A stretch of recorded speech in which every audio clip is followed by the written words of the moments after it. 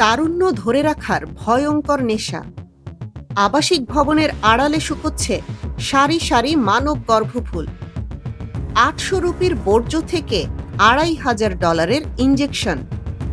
পাকিস্তানের ডার্ক আন্ডারওয়ার্ল্ডে এ কোন নতুন মাফিয়া?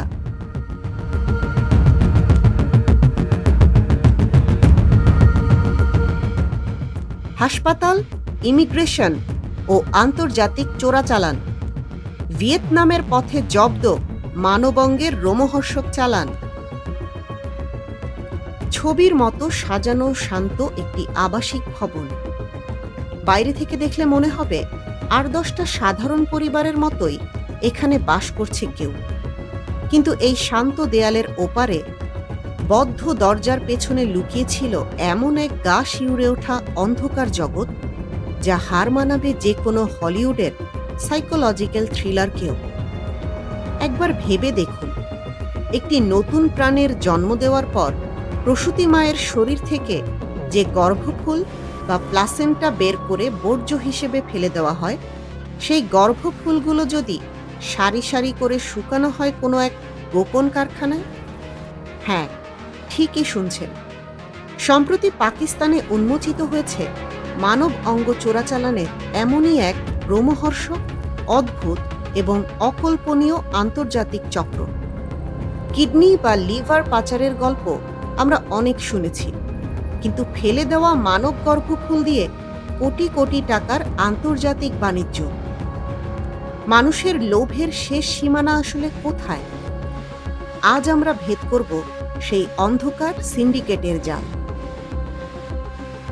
পাকিস্তানের রাজধানী ইসলামাবাদ, চারদিকে কড়া নিরাপত্তা। আর এই শহরের বুকেই বছরের পর বছর ধরে নীরবে চলছিল এক অদ্ভুত কারখানা। গোপন সংবাদের ভিত্তিতে পাকিস্তানের ফেডারেল ইনভেস্টিগেশন এজেন্সি বা FIA যখন ওই সাধারণ আবাসিক ভবনে অভিযান চালায়, তখন ভেতরের দৃশ্য দেখে খোদ তদন্তকারী কর্মকর্তাদেরই রক্ত হিম হয়ে যায়। পুরো বাড়ি জুড়ে সারি সারি করে সাজানো মানব গর্ভফুল। এক একটি গর্ভফুল সংগ্রহ করে সেখানে বিশেষ প্রক্রিয়ায় শুকানো হচ্ছিল। তদন্তকারীরা সেই বাড়ি থেকে উদ্ধার করেন প্রায় ৫০০ কেজি প্রক্রিয়াজাত মানব গর্ভফুল। ঘটনাস্থল থেকেই গ্রেপ্তার করা হয় এই ভয়ঙ্কর আন্তর্জাতিক চক্রের ৫ সদস্যকে। কিন্তু এটি ছিল কেবল আইসবার্গের চূড়া মাত্র। আসল রহস্য তখনও ঢাকা ছিল অন্ধকারেই। এই সিন্ডিকেটের জাল ঠিক কতদূর বিস্তৃত? এর উত্তর মেলে গত ১ জুলাই। ইসলামাবাদের ওই কারখানায় অভিযানের পর FIA বুঝতে পারে এই চক্রের শেকড় অনেক গভীরে। তারা নজরদারি বাড়ায় দেশের আন্তর্জাতিক বিমানবন্দরগুলোতে। আর তখনই হাতে আসে সেই ভয়ঙ্কর প্রমাণ। বিমানবন্দরে অভিযান চালিয়ে FIA জব্দ করে আরও ১০০ কেজি গর্ভফুলের একটি বিশাল চালান। আপনারা শুনলে অবাক হবেন, এই চালানটি অত্যন্ত সুকৌশলে পাঠানো হচ্ছিল সুদূর ভিয়েতনামে। জিজ্ঞাসাবাদে বেরিয়ে আসে এক শিউরে ওঠা তথ্য। এই চক্রটি কোনো বিচ্ছিন্ন দল নয়। তারা প্রতি মাসে অত্যন্ত সুপরিকল্পিতভাবে বিভিন্ন হাসপাতাল থেকে প্রায় ২০০ কেজি মানব গর্ভফুল সংগ্রহ করে বিদেশে পাচার করে আসছিল।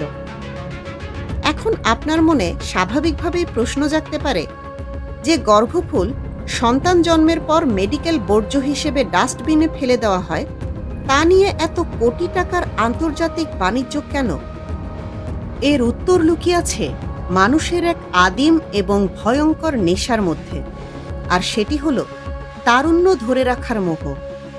তদন্তে জানা গেছে মাত্র ৮০০ পাকিস্তানি রুপি দিয়ে কেনা এই ফেলে দেওয়া চিকিৎসা বর্জ্যগুলো বিদেশে পাচার হওয়ার পর রূপ নিত মহামূল্যবান পুঁজিতে।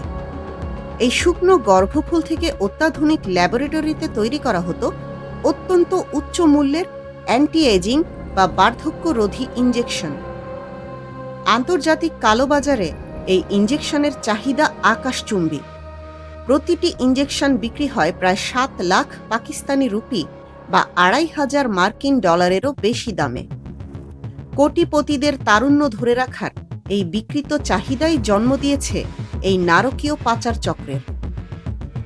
এত বড় একটি কাজ কি কেবল ৫ জন মানুষের পক্ষে করা সম্ভব? কখনোই না।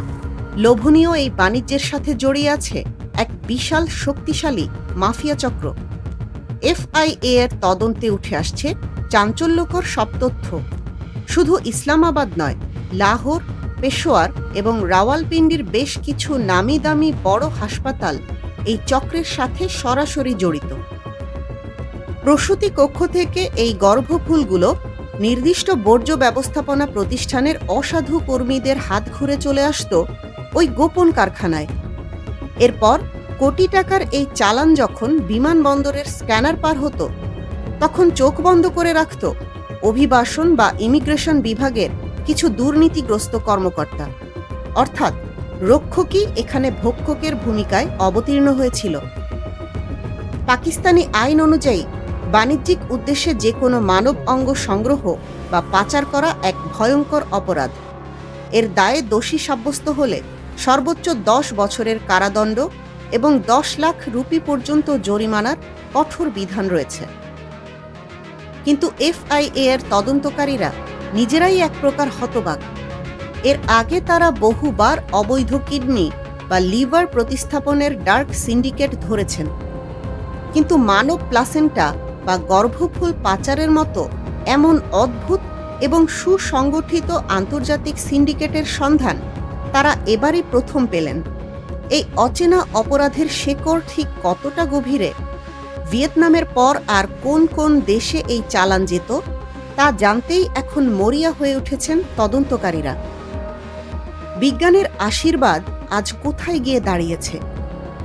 মানুষ তার বার্ধক্য ঢাকতে, নিজের চামড়ার ভাঁজ লুকাতে আজ নতুন এক ডার্ক মার্কেট তৈরি করেছে। যে গর্ভফুল একটি নতুন প্রাণের জন্ম দেয়, সেই গর্ভফুল আজ পাচারকারীদের কোটি টাকা কামানোর হাতিয়ার। এই চক্রের পেছনে থাকা বড় রাঘব বোয়ালদের কি ধরতে পারবে পাকিস্তান সরকার? নাকি অর্থের কাছে আবারও বিক্রি হয়ে যাবে মানুষের নৈতিকতা? মেডিকেল আন্ডারওয়ার্ল্ডের এই রুদ্ধশ্বাস ইনভেস্টিগেশন, আন্তর্জাতিক পাচার চক্রের নেপথ্যের গল্প এবং এই মামলার প্রতিটি চাঞ্চল্যকর আপডেট সবার আগে পেতে চোখ রাখুন আমাদের চ্যানেলে।